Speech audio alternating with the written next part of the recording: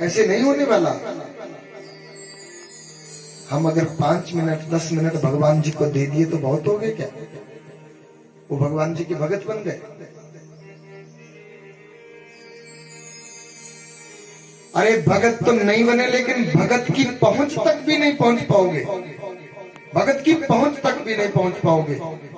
भक्ति जब हम भगवान जी की तरफ जब हम बढ़ते हैं तो भगवान जी के भक्तों से हमारा प्रेम होने लगता है, संतों से हमारा प्रेम होने लगता है। संतों से जब हमारा प्रेम होगा तो भैया हमारी मुक्ति कन्फर्म है, क्योंकि संत ही, ब्राह्मण ही तो हमारी मुक्ति का साधन होते हैं।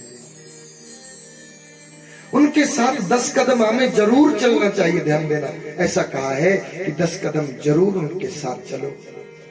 चल करके देखो कितना आनंद आएगा जीवन जीने का।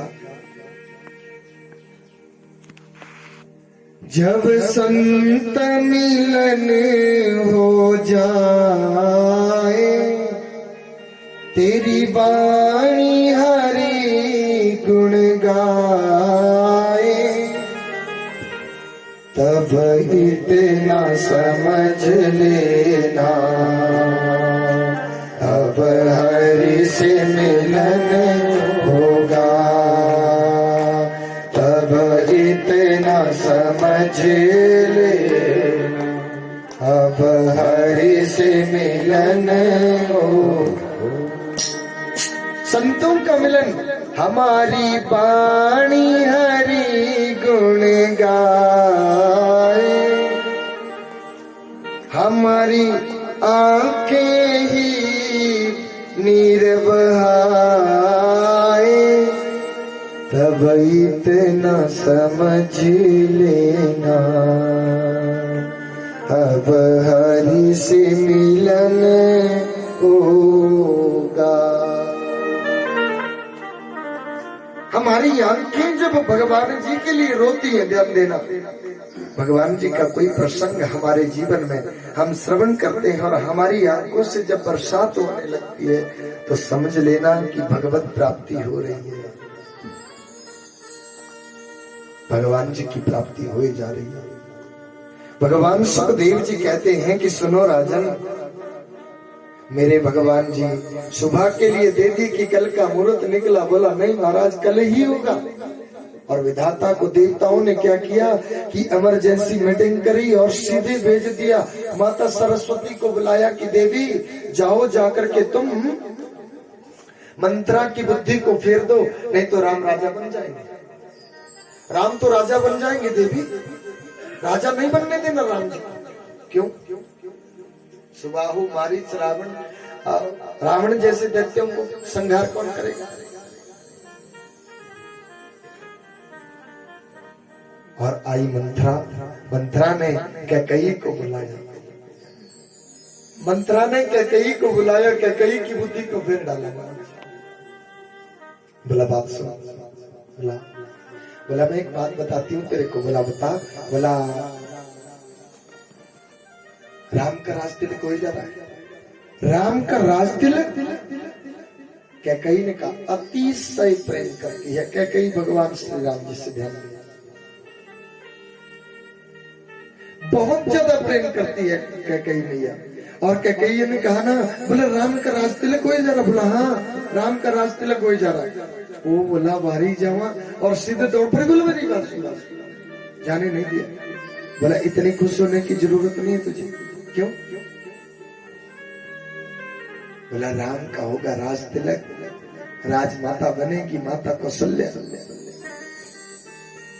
और भरत बनेगा दास, और भरत दास की मां हुई दासी, और तू बनेगी दासी।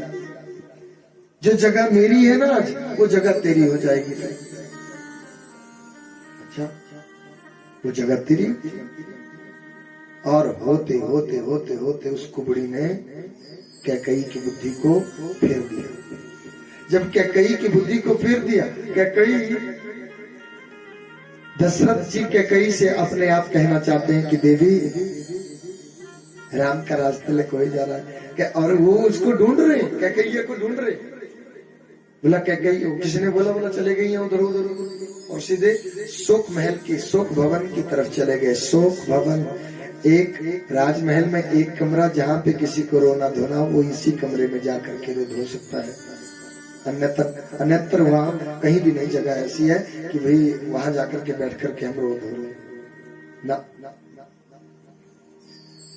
चले गए राजा दशरथ वहां पे। जब वहां पे गए तो रानी बोला मरे हुए नागिन की तरह पड़ी हुई है। और जब राजा दशरथ आए तो खड़ी हो गई और उनसे कहने लगी, बोला महाराज हम आपसे आज कुछ मांगना चाहते हैं। क्या मांगना चाहते देवी, बोलो। बोला हम आपसे कुछ 2 वरदान लेना चाहते हैं आज। बोला बोलो, हम आपको वरदान दे देंगे। बोला हम आपसे ये चाहते हैं ना,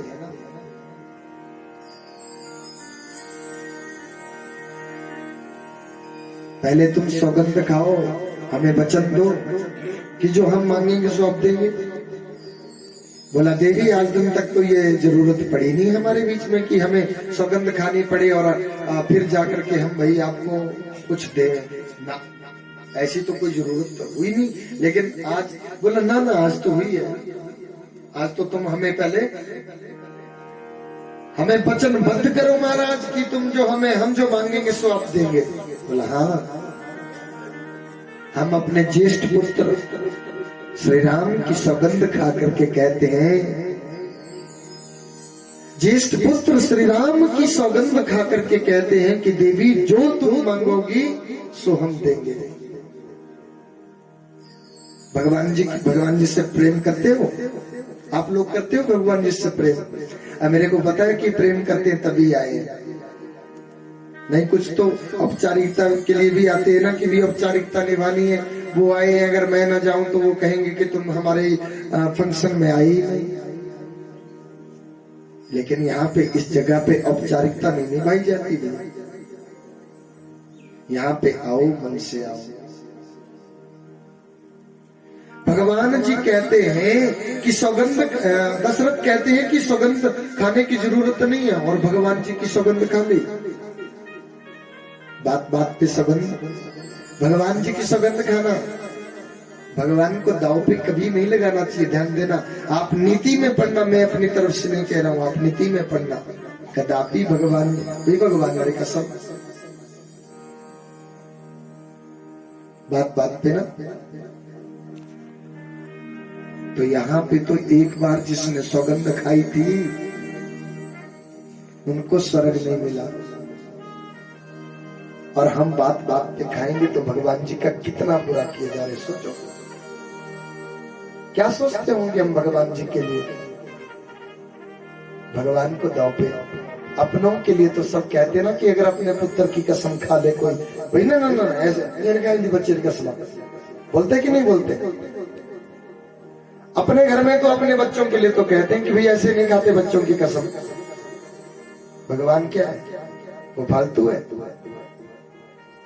जिसने हमें बच्चे दिए, जिसने हमें जायदाद दी, जिसने हमें जीवन दिया, वो क्या है? वो दाव पे लगाने के लिए रह गया केवल? नहीं ना। लेकिन अगर सौगंध भगवान जी की, प्रेम छलकता है इसमें, क्या बात है। तुम सौगंध खाओ भगवान जी की, लेकिन सौगंध खाओ फिर रघुकुल रीत सदा चली आई, प्राण जाई पर वचन न जाई। सौगंध खाई है तो फिर क्या ऐसे सौगंध नहीं खाते? हम जिस व्रत को अपने मन में लेते हैं उस व्रत को ले लो, लेकिन पहले सोच समझ करके। और क्या कह दिया? बोला महाराज पहले आप सौगंध खाओ। बोला देवी हम ज्येष्ठ पुत्र राम की सौगंध खा करके कहते हैं कि जो भी तुम मांगोगी सो हम देंगे जरूर। सुन हो प्राण, मांगा, मांगने लगी। क्या मांग रही? दशरथ जी से मांगने लगी। सुन हो प्राण प्रिया भावत जी का, सुन हो प्राण प्रिया भावत जी का, हो एक भरत ही तेरा,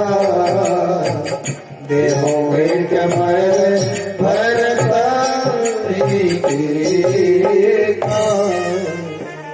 एक बार मांग लिया और वर में क्या मांगा? सुनहु प्राण प्रिय भावत जी का, देहु एक वर भरत ही टीका। एक वर के हम एक वरदान आपसे एक वर ले रहे हैं प्रभु, कि हमारे भरत का राज तिलक होना चाहिए, राम का नहीं होना चाहिए। राजा दशरथ खुश हुआ, बोला ये भी अच्छी है, हाँ ठीक है, दे दिया। दूसरे में मांगा, तापस बेस विशेष उदासी, तापस बेस विशेष उदासी। 14 वर्ष राम वनवासी, 14 वर्ष राम वनवासी।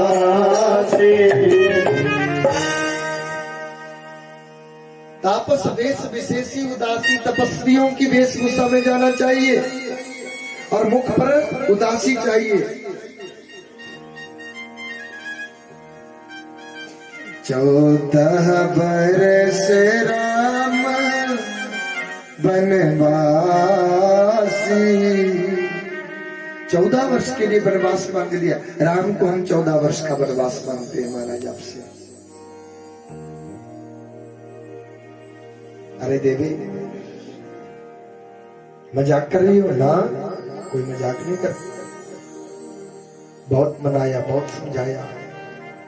राजा दशरथ ने क्या क्या नहीं बोला होगा रानी को, बहुत समझाया। लेकिन हमने क्या कहा था कि 3 हट बहुत